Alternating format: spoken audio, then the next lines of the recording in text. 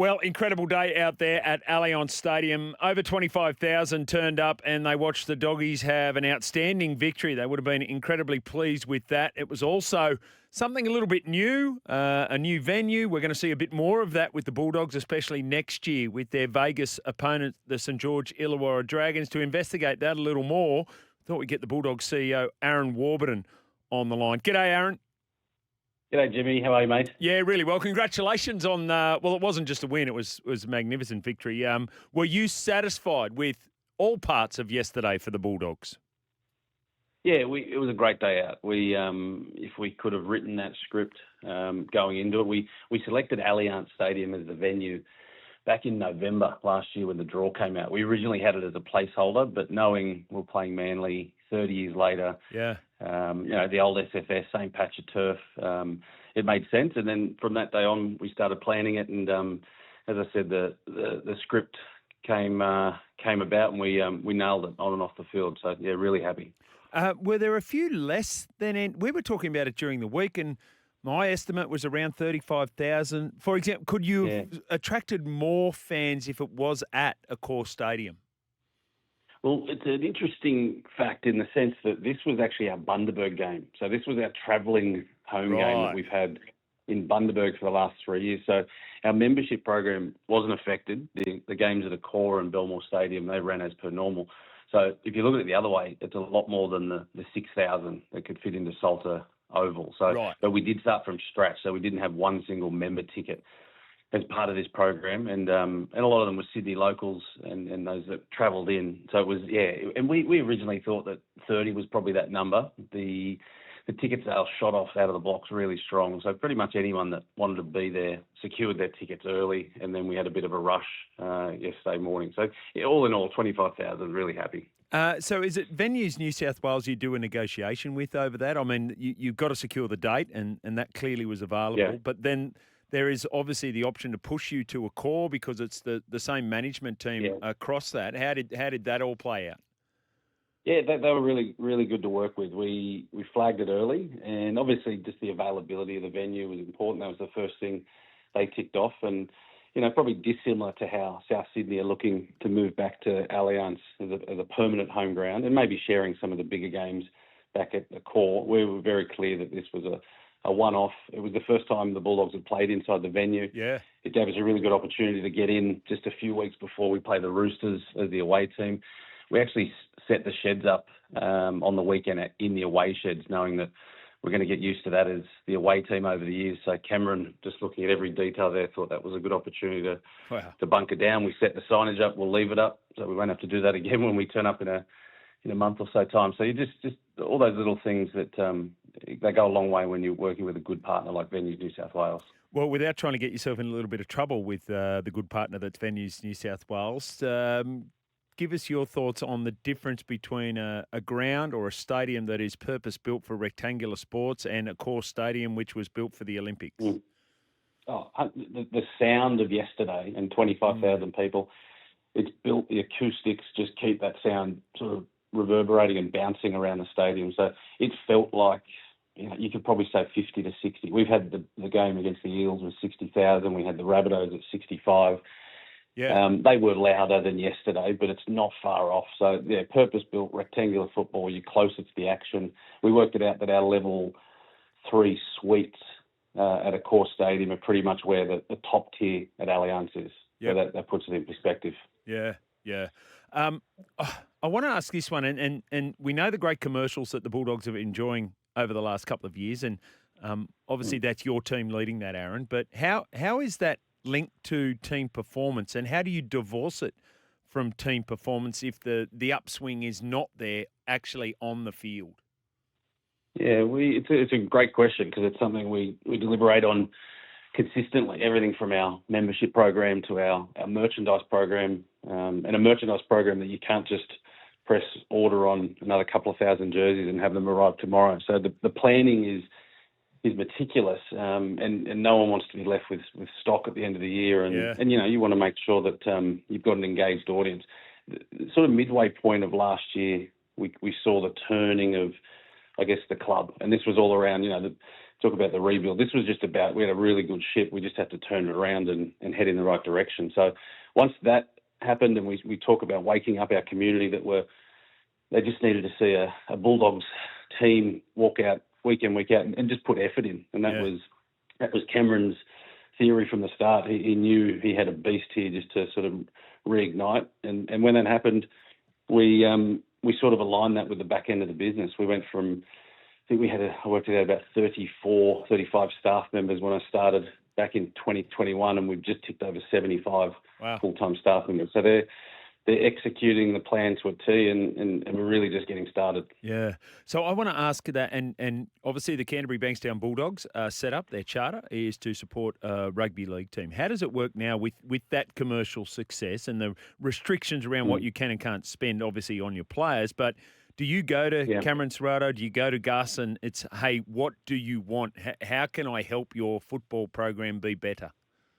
Yeah, Cameron and Gus in particular are very aware that running a football program is very expensive. So there's a give and take when it comes to the commercial operations. We're very careful and cautious of not demanding too much from our players when it comes to sponsor appearances or rolling out their IP left, right, and centre. But what we've found is a really nice balance of leveraging our players' IP through their own channels, but really leveraging it with the million plus that we have across our network. So we show that we're there for the mutual growth of our players and our club, and I think that goes a long way, as opposed to just having our hand out because we know we're going to make some money on the back of a certain activity.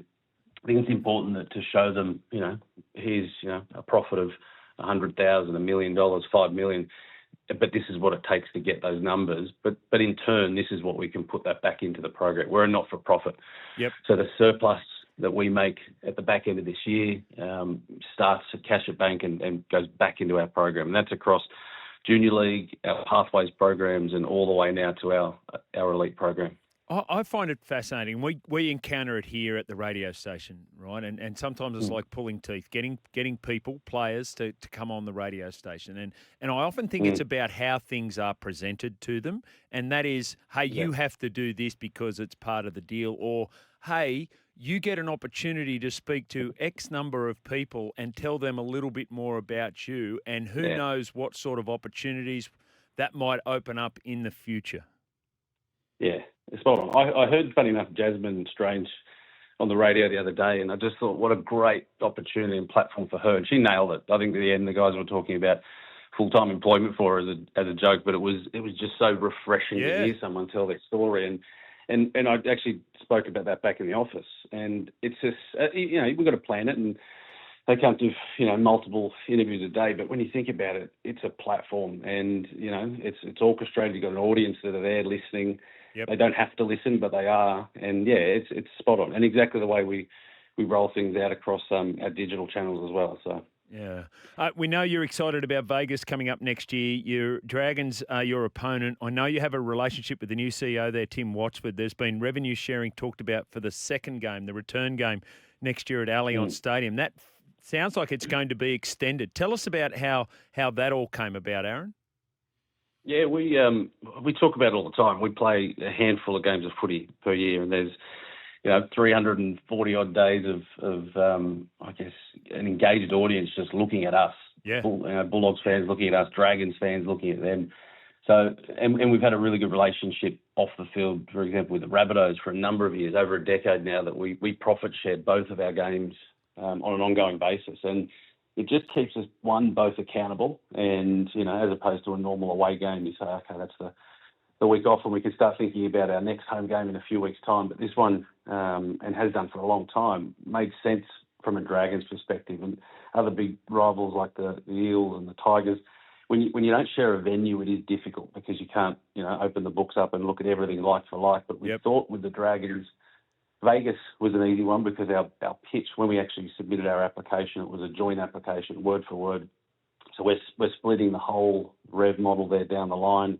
And then within a matter of minutes between Andrew Lancaster, at the time the chair, and now Tim Watford, and the whole commercial teams across both businesses said, well, why don't we have and we haven't nailed the venue yet, but it could be an Allianz Stadium, somewhat neutral between both teams. And we from the 50-metre line, literally split the venue. Yeah. Bulldogs members on one side, Dragons on the other.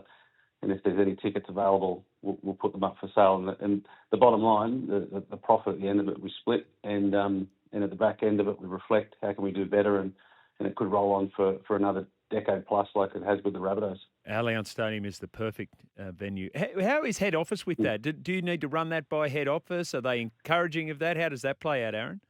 Yeah, not to have approval for a profit share. That's purely between the two clubs. Right. We do need their assistance with scheduling. That's a big one. And the 31 July deadline for all clubs to put their preferences in is on the horizon. So that's only a few days away. We've got each team actually gets to submit 3 preferences for the games they would like, and the days and the times, and the NRL does their best with doing that. That really sets the draw conversation for 26. So that would have to be one of them, obviously, for both of our clubs to say we'd like it towards the back end of the year, knowing that we play in round 1. It gives us a bit of time, a bit of runway to make the game, good as, for example, yesterday. It's a great platform. Yeah. And it's a brilliant venue. So the NRL, very much across it, and then the broadcast partners come next.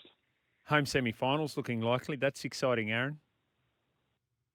Yeah, we had one last year. We, as I said, we probably weren't predicting it at the start of the year, but then all of a sudden, you fast forward September, 50,000, and the game that got us by 2 points. So, it's on the cards, but there's still 6 games, 3 home games to go, and hopefully some good footy to be played. But the comp's just as good as I've seen in a long time. Yeah, look at you. You'll be straight into the football department with that straight bat to the question on next performance. Very good, Aaron. It is. It's a bit of a beast here at the moment. We just and there's no more under the radar for the Bulldogs. We just need to keep acting as professional as we have been, and the rest will look after itself. And actually, whilst I think of it, the NRLW side has started really well, a loss over the course of the weekend, but you must be really excited about what they've brought, not just on the field as well.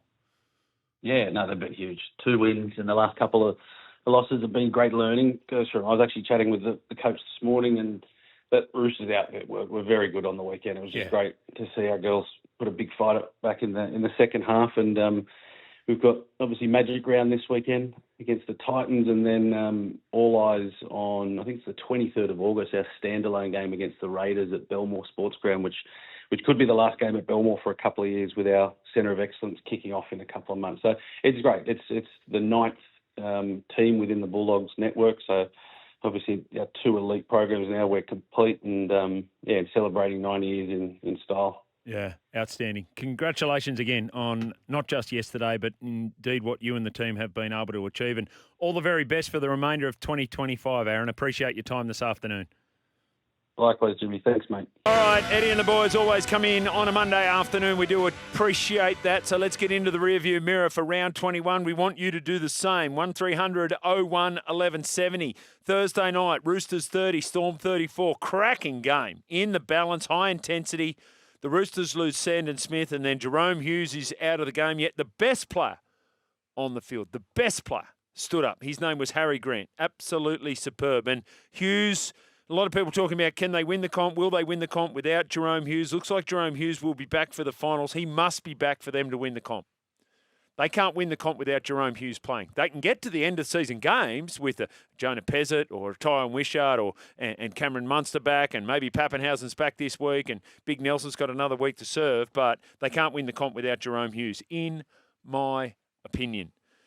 Cowboys 38, the Dragons 32. I only got the highlights of this one, but one bloke just kept bobbing up in those highlights. What's his name? His name's Tom Dearden. What a star. Jacob Little, very good for the Dragons. And just another close loss. Another what might have been for a Dragons who seem to be having a season of what might have been. The Broncos 20, the Eels 22. Wow, what a spectacle in front of 40,000 people at Suncorp Stadium. What might have been for the Parramatta Eels if Mitch Moses was able to be on the park for more/all of their season? And it would have been a tragedy if the Broncos had won in that fashion. And for a long time, it felt like they had. Certainly the coach's box felt that they had stolen that one. But Joash Papali, who was excellent throughout the course of the night, it would have been so unfortunate if that little knock-on had cost them the game. And He's proving himself to be NRL standard. What position? Not sure. But he's not going to get a start at fullback when Isaiah Yongi comes back. He probably won't get a start at 5'8", but anyway, he's playing well. He wasn't alone, but Lomax and Moses and so many good players. Sean Russell played really well. They deserve that. And what an opportunity goes begging for the Brisbane Broncos. They could well have been inside the top 4, but we have to wait because the Warriors 16 were beaten by the Titans 24. That's right. Just when you thought, well, there'll only be $1.20 pop get beaten over the course of the weekend, the $1.18 pop was beaten. Now, the Warriors led 10-0 after 10 minutes, and then they lost Wade Egan at the 13-minute mark, and then the game changed immediately. It is a great win from the Titans, and Jaden Campbell's a star. And I've said before, put him with the right halfback, I think he could be a huge impact at 5'8". But based on what I saw on Saturday, it's like I could leave him at halfback. Like you couldn't ask anything more of your halfback. And the forward pack in particular, Mo Fotuaika and Jamin Jolliffe, I thought they were absolutely superb. You want to know the game, where the game was won and lost? Yes, Wade Egan going up. You want to know the game? 36 of 38. The Titans completed 30. That's right. The Titans completed 36 of 38. Very happy after the match. Here is their coach, Des Hasler, after his 500th game. Anything to do with the dressing down at all. They're very proud individuals. I'm really proud about the way they bounced back. A player's coach to the end. A player's coach to the end. And it might be the end. And if that is the case, then so be it. But a fabulous response and a disappointing loss for the Warriors in front of their home crowd. The Panthers 36, the Tigers 2, as I said, chilling. Sustained, systematic suffocation at the hands of the Panthers. 2-2 at the 22-minute mark, 18-2 at half-time. And then 18-2 at the 60-minute mark, and then it's 36-2 at full-time. And Nathan Cleary was masterful, and Dylan Edwards was unstoppable, and everyone wants to talk about a fifth straight, and I can't blame them on the back of that. You just cannot blame them. They must finish top 4. They must finish top 4. If they do, their price is slashed again. Rabbitohs 12, Sharks 14. Now, I did watch this game in pieces, but watch mostly the Wallabies and the British and Irish Lions. I'll get to that very shortly. But phenomenal effort from the Rabbitohs. 58% possession for the Sharks. And they just get home by 2 points. Controversy around the Blake Brayley try, but mostly with the Jack Whiten. Sin binning, all right, okay, I'll accept the sin bin. 3 games? What? Come on, you've got to fight that one. You've got to fight that one. Been in contact with Blake Solly, almost 100% sure. And Nick Gabar. As soon as you went, right, all right, they're serious. That's the legal gun that they're looking to go to. They must fight it because it's clear it's a head clash. Now, the National Rugby League will say yes, but because he was doing the shoulder charge, that brought his head closer and the chance of a head clash was more imminent. But gee, I think we're drawing along by that. The left arm is going around. The right arm, cocked. The left arm is going around. The hard part of Jack Whiten's head hits the soft part of Toby Rudolph's head, and that's why he was out before he hit the ground. Looked bad, no doubt about it. I don't think it's worth 3 weeks. You might want to have your say on that one. 10-2 the penalty count, 5-1 the 6 against in favour of the Cronulla Sharks, and they just got home. On Sunday, down there, we had it on SEN, the Raiders 44, the Knights 18. Again, this Raiders side, they can be so inconsistent across games. You know what they did? They were inconsistent across a half this time. 18-all. And you go, wow, 18-all, fair enough. No, not fair enough. This is an incredibly weakened Newcastle Knights side. Every star player, every chance of scoring points for the Newcastle Knights has basically been taken away. Kalen Ponga, not there. Fletcher Sharp, not there. Dylan Lucas, a weapon out on that left edge. He wasn't there either. And yet somehow they're 18. What about the try on half-time? Wow, Fletcher Hunt, like the Warren Bulldog, and just stole it to give them that 18-all. And then second half, yep, it all comes together. 26 unanswered points. Fogarty was great. Timokor, Tarpany, Savage, Weeks, all played really well.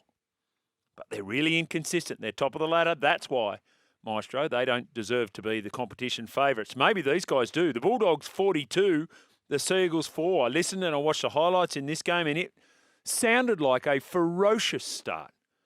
12-4 at half-time, and Manly lost a couple of opportunities, and then they lost Olakawatu, and then the Bulldogs pounced. And isn't it ironic, in my opinion, that in the week leading up to this game, we're reading about the Bulldogs' training methods that are being questioned and maybe before a court of law, and yet in a battle of stamina and fitness, they win the day. That irony is not lost on me. Here's Cameron Ciraldo talking about one of his star players yesterday, Bronson Xerri. Oh, I think the great thing is it's not obvious who our best player was. Really happy with how he came back and got on with a broken nose. Probably his best game in Bulldogs colours, I would have thought, Bronson Xerri, which might mean it's the best game in his career. He was absolutely superb, and he wasn't alone. James, can you ask Maestro what hands jangling mean? Maestro? I think I was trying to say nerves jangling, but the hands were a representation of the nerves. Representation, and of the therefore physical representation exactly. of the nerves. And so, therefore, the jangling. I think that makes sense. No, it all makes sense. I don't know whether Jelisa Apps was jangling at any point over the course of the weekend. We can find out. She's from Channel 7. G'day, J.A. I don't know what jangling is, but it sounds fun. It does. It feels like, what do you do in your spare time? Oh, a bit of jangling. Bit of jangling. Don't worry. Don't worry about it. Just jangling away. Hey, all jangling down there in the nation's capital yesterday with the Raiders with another big win.